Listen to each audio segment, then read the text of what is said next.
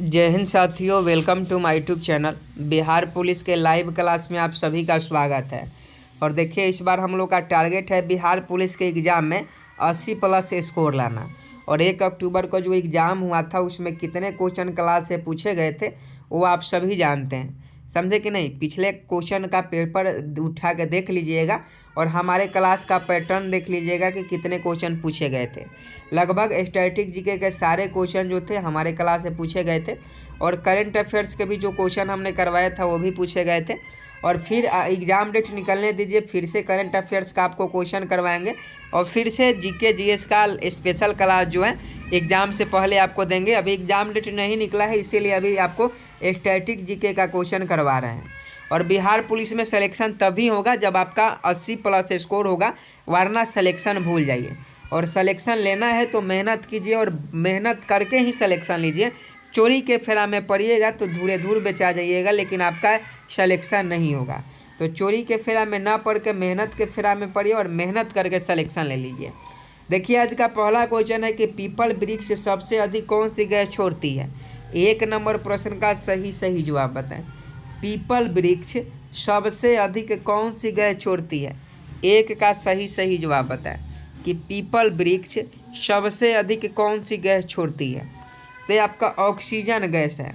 आप सभी जानते हैं पीपल जो है सबसे ज़्यादा जो ऑक्सीजन देने वाले पौधा है वो पीपल है।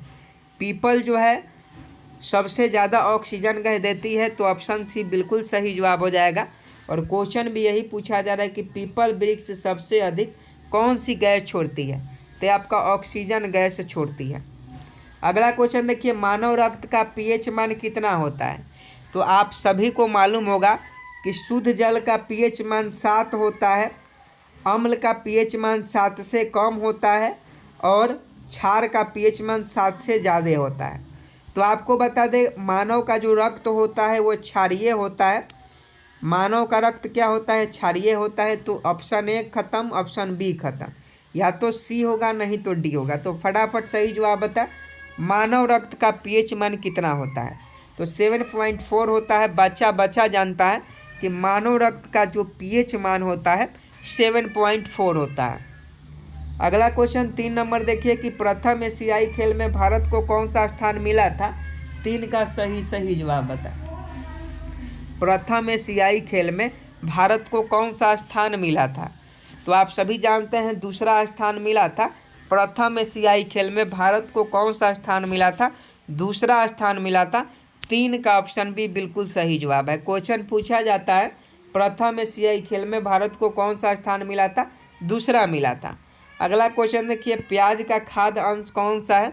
फटाफट 4 का सही जवाब बताए। प्याज का खाद्य अंश कौन सा है। तो ये आपका तना है। तना जो है प्याज का खाद्य अंश है। तना आपका बिल्कुल सही जवाब है। आगे देखिए, आधुनिक परमाणु सिद्धांत का प्रणेता किसे माना जाता है। 5 का सही जवाब बताएं। आधुनिक परमाणु सिद्धांत का प्रणेता किसे माना जाता है। तो ये आपका जॉन डाल्टन को। आधुनिक परमाणु सिद्धांत का प्रणेता जॉन डाल्टन को माना जाता है। 5 का ऑप्शन सी, ऑप्शन ए है जॉन डाल्टन, ऑप्शन ए हो जाएगा। आधुनिक परमाणु सिद्धांत का प्रणेता जॉन डाल्टन को माना जाता है। आगे देखिए, स्वर्ण को कौन सा अम्ल घोलता है, जल्दी से बताएं। 6 नंबर प्रश्न आपके मोबाइल स्क्रीन पर। I am waiting for your answer कि स्वर्ण को कौन सा अम्ल घोलता है। स्वर्ण मतलब सोना, तो सोना को कौन सा अम्ल घोलता है। आप इंटर चाहे मैट्रिक में पढ़े होंगे कि स्वर्ण को कौन सा अम्ल घोलता है। तो एक्वा रेजिया जो होता है वो उसमें स्वर्ण घुल जाता है। एक्वा रेजिया में अगर आप सोना को डालिएगा तो उसमें वो घुल जाता है। तो 6 का ऑप्शन भी एक्वा रेजिया आपका बिल्कुल सही जवाब है। आगे देखिए, खट्टे फलों में कौन सा अम्ल पाया जाता है। 7 का सही जवाब बताएं। खट्टे फलों में कौन सा अम्ल पाया जाता है, जल्दी से बताएं। I am waiting for your answer.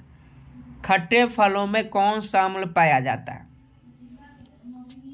तो सभी लोग जानते हैं जितने भी खट्टे फल होते हैं, संतरा, नींबू, उसमें साइट्रिक अम्ल पाए जाते हैं। साइट्रिक अम्ल खट्टे फलों में पाया जाता है। आगे देखिए, क्लोरोफ्लोरोकार्बन का किस नाम से जाना जाता है। क्लोरोफ्लोरोकार्बन को किस नाम से जाना जाता है। 8 का सही जवाब बताएं। क्लोरोफ्लोरोकार्बन को किस नाम से जाना जाता है? फ्रेयान के नाम से। फ्रेयान, आपका फ्रियान कहीं कहीं देखने को मिलेगा, कहीं कहीं फ्रेयान भी आता है। तो ये ऑप्शन ए हो जाएगा क्लोरोफ्लोरोकार्बन, जिसे हम लोग CFC बोलते हैं, क्लोरोफ्लोरोकार्बन। इसे जो है फ्रेयान के नाम से जाना जाता है। आगे देखिए, लखनऊ में 1857 की क्रांति का नेतृत्व किसने किया? आप सभी को मालूम होगा कि लखनऊ में 1857 की क्रांति का नेतृत्व किसने किया था? तो 9 का ऑप्शन बी, बेगम हजरत महल ने। बेगम हजरत महल ने लखनऊ में 1857 की क्रांति का नेतृत्व किया था। बकत खान, यहाँ बतख खान होना चाहिए था, तो इनका नाम आप सभी जानते हैं, गांधी जी को जान से बचाया था। आगे देखिए, विश्व में सर्वाधिक भारी धातु कौन है? 10 का सही जवाब बताएं। विश्व में सर्वाधिक भारी धातु, 10 नंबर क्वेश्चन का सही जवाब बताएं। विश्व में सर्वाधिक भारी धातु कौन सा है? ये आपका ओस्मियम है। विश्व में सर्वाधिक भारी धातु कौन है? ओस्मियम है। अगला क्वेश्चन देखिए, भारत में चारों कोनों पर 4 मठों को किसने स्थापित किया? भारत में चारों कोने पर 4 मठ को किसने स्थापित किया? तो ये स्थापित करने वाला जो व्यक्ति हैं कौन है? शंकराचार्य। आप लोग डी बता रहे हैं और बिल्कुल सही जवाब है, शंकराचार्य ने ही भारत में 4 कोनों पर 4 मठों की स्थापना की थी, शंकराचार्य। आगे देखिए, सिंधु घाटी सभ्यता के लोगों को किस योजना में विशिष्टता हासिल थी? जल्दी से बताएं, बहुत इंपॉर्टेंट क्वेश्चन है। I am waiting for your answer. Sindhu घाटी सभ्यता के लोगों को किस योजना में विशिष्टता हासिल थी? तो आपका नगर योजना हो जाएगा। सिंधु घाटी सभ्यता के नगर योजना में विशिष्टता हासिल थी। 12 का ऑप्शन भी बिल्कुल सही जवाब है। आगे देखिए, हिंदुस्तान रिपब्लिक आर्मी के प्रमुख कौन थे? 13 का सही जवाब बताएं। हिंदुस्तान रिपब्लिक आर्मी, तो ये देखिए ऑप्शन ए नहीं होगा, ऑप्शन बी नहीं होगा, ऑप्शन देख लीजिए सी होगा या डी होगा। तो सी डी, तो चंद्रशेखर आज़ाद थे। रिपब्लिकन आर्मी के जो चीफ थे चंद्रशेखर आज़ाद थे। आगे देखिए, सिखों के अंतिम गुरु कौन थे? 14 का सही जो, और फटाफट सही जवाब बता।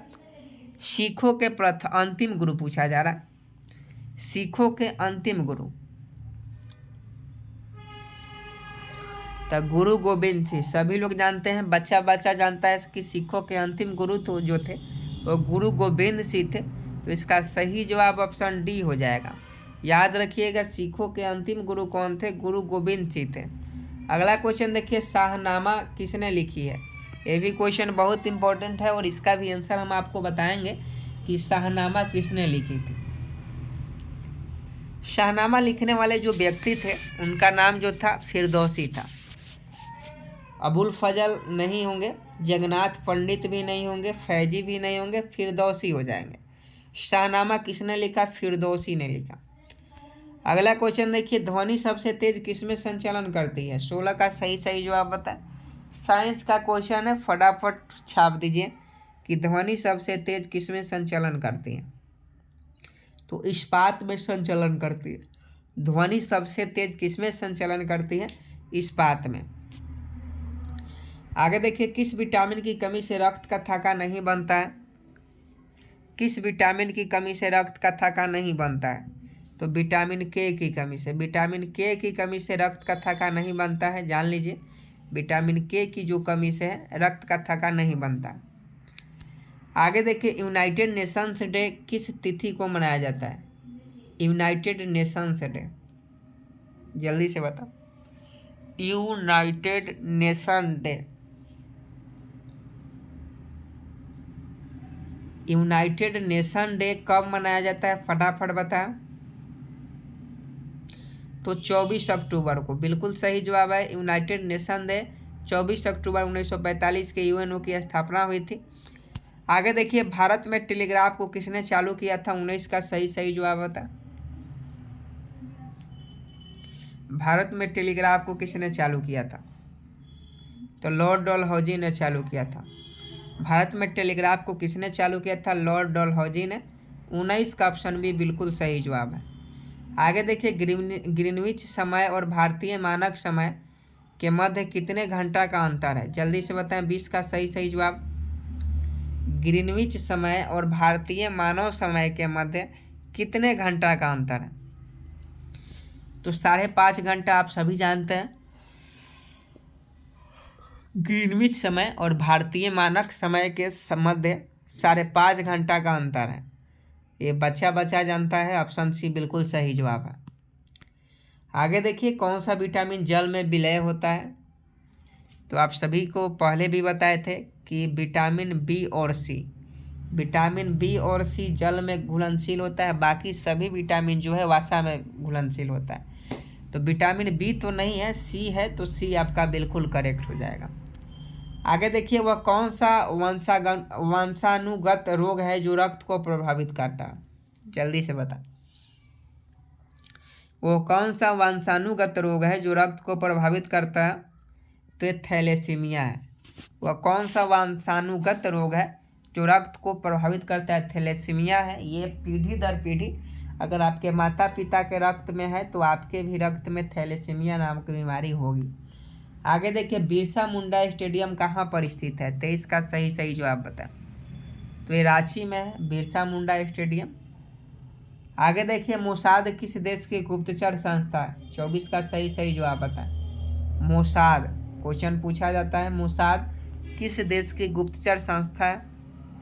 यह आपका इजराइल का है। आप सभी जानते हैं मोसाद जो है वह इजराइल की गुप्तचर संस्था है। अंकलेश्वर भारत के किस राज्य में है? गुजरात में। अंकलेश्वर जो है भारत के गुजरात राज्य में है। आगे देखिए, सभी जैविक मिश्रणों की आवश्यक घटक है। सभी जैविक मिश्रणों का आवश्यक घटक है ये कार्बन है। सभी जैविक मिश्रण का आवश्यक घटक जो है कार्बन है। आगे देखिए, अगला प्रश्न 27 नंबर है और फटाफट सही जवाब बताएं। उत्तर फ्रंटियर रेलवे का मुख्यालय कहाँ है? उत्तर फ्रंटियर रेलवे का मुख्यालय ये आपका गुवाहाटी में है। आगे देखिए, ऑरेंज नदी किस देश में बहती है? ऑरेंज नदी दक्षिण अफ्रीका में बहती है। आगे देखिए, लाल रक्त कोशिकाएं जिसमें नष्ट होती है? प्लीहा बिल्कुल सही जवाब है। लाल रक्त कोशिकाएं जिनमें नष्ट होती है तो प्लीहा नष्ट हो जाती है। आगे देखिए, बराबर की गुफाएं किस राज्य में स्थित है? 23 का सही सही जवाब बताएं। बराबर की गुफाएं, तो बराबर की गुफाएं आप सभी जानते हैं बिहार में। बराबर की गुफाएं किस राज्य में है? बिहार में। आगे देखिए, पुस्तक मेन कामफ के लेखक कौन है? पुस्तक मेन कामफ के लेखक कौन है? तो ये आपका एडोल्फ हिटलर है। आगे देखिए, मौलिक अधिकार का संबंध संविधान के किस भाग से है? 32 का सही सही जवाब बताएं। मौलिक अधिकार का संबंध संविधान के किस भाग से है? तो ये आपका भाग 3 से है, भाग 3 से।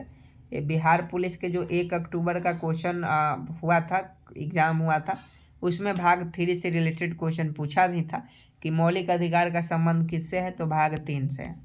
आगे देखिए, टायर की खोज किसने की थी? टायर जो गाड़ी में लगता है टायर, उसकी खोज जो था जॉन डनलप ने किया था।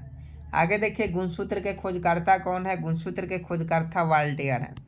आगे देखिए, एंजाइम्स वास्तव में क्या होता है? एंजाइम जो होता है क्या होता है? तो ये बहुत पहले आपको बताएं, एंजाइम जो होता है ये प्रोटीन होता है। तो प्रोटीन आपका बिल्कुल सही जवाब है। आगे देखिए, किस जीव में डीएनए नहीं पाया जाता है? तो डीएनए की हम लोग बात करें तो पादप वायसराय में, जो पादप वायसराय होता, सॉरी वायसराय मैं बोल दिया, वायरस बोलना चाहिए था। जो पादप वायरस होते हैं उसमें डीएनए नहीं पाया जाता है। आगे देखिए, पेनिसिलिन नामक औषधि किससे प्राप्त की जाती है? पेनिसिलिन नामक औषधि जो है कवक से प्राप्त की जाती है, याद रखिएगा। पेनिसिलिन नामक औषधि कवक से प्राप्त की जाती है। आगे देखिए, ऑक्सीजन के बाद कौन सा तत्व सबसे अधिक पाया जाता है? तो ये आपका सिलिकॉन है। ऑक्सीजन के बाद कौन सा तत्व सबसे अधिक पाया जाता है? सिलिकॉन पाया जाता है। आगे देखिए, कांच का निर्माण किससे किया जाता है? तो कांच का निर्माण जो है रेत से किया जाता है। कांच का निर्माण रेत से किया जाता है। आगे देखिए, आधुनिक आवर्त नियम का प्रतिपादन किसने किया था? मोसले ने किया था आधुनिक आवर्त नियम का प्रतिपादन। आप सभी जानते हैं आधुनिक आवर्त नियम का प्रतिपादन मोसले नामक वैज्ञानिक ने किया था। तो आज के लिए बस इतना ही, और उम्मीद करता हूँ आज का क्लास आपको बहुत अच्छा लगा होगा। तो वीडियो को लाइक करें, हमें आप लोग सपोर्ट कीजिए। आप लोग चैनल को सब्सक्राइब नहीं करते हैं, जो कि गलत है। चैनल को सब्सक्राइब कर बेल आइकन को प्रेस करें। मिलते हैं नेक्स्ट वीडियो में, तब तक के लिए जय हिंद, जय भारत।